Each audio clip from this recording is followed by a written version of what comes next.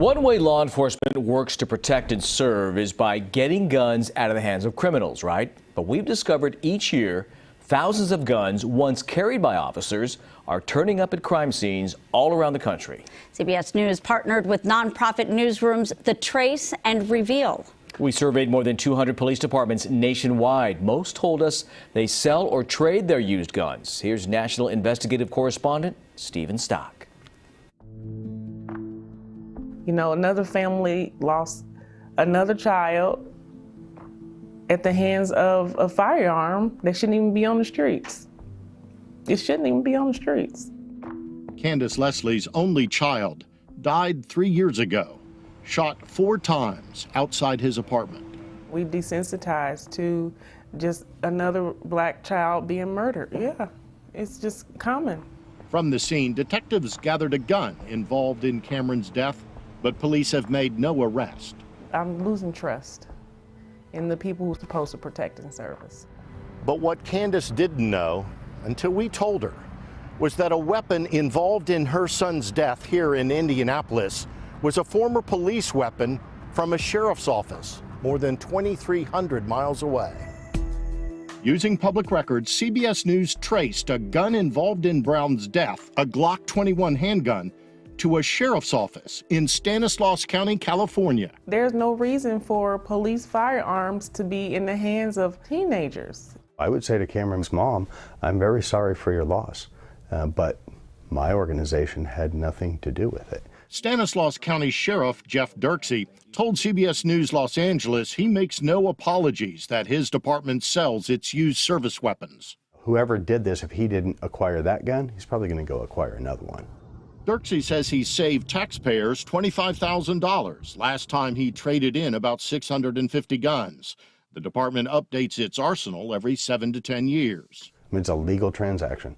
I mean, I'll go back to so if I legally sold my old used patrol cars and somebody uses that in the commission of a crime, is that our responsibility? I would say no. His department is one of more than 140 law enforcement agencies nationwide we found offloading their used weapons to gun stores. So this is about 220 Smith & Wesson M&P 40Cs that just came in as police trade-ins. And those stores advertise the gun's police history as a selling point.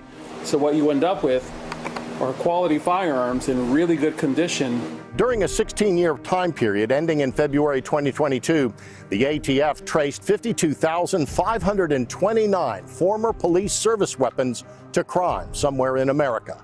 On average, that's more than 3,200 guns every year, 9 every day. It's good to know that these things aren't going to end up someplace they shouldn't. This is what Seattle's police department does with its used guns. We recently watched as they melted 179 used service weapons.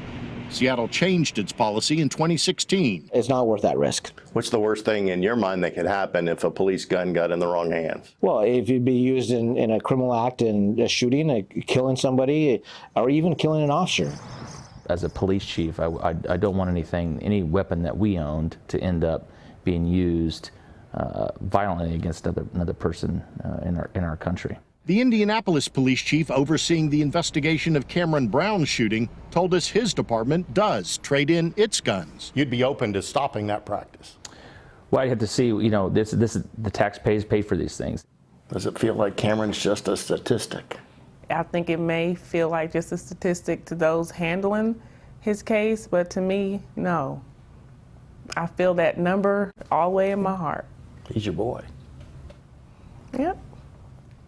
And he's gone too soon. The Federal Bureau of Alcohol, Tobacco, Firearms, and Explosives told CBS News that this practice of trading and selling old police weapons is legal and that Congress would have to change the law. The White House Office of Gun Violence Prevention would not comment when asked about changes to either policy or the law. So Julie joins us again now. You worked with Stephen and the national team. So a couple of questions having to do with the data, because that's so important. We know at least 52,000 former law enforcement guns were used in crime. So wondering what percentage is that? In other words, how many guns were sold and not used in crimes? Yeah, that's a really good question, and the answer is we simply don't know. In fact, we also don't know how many total former law enforcement guns were used in crimes. In fact, only law enforcement has access to ATF's firearm tracing database, so the ATF would actually have to be the ones to do that analysis.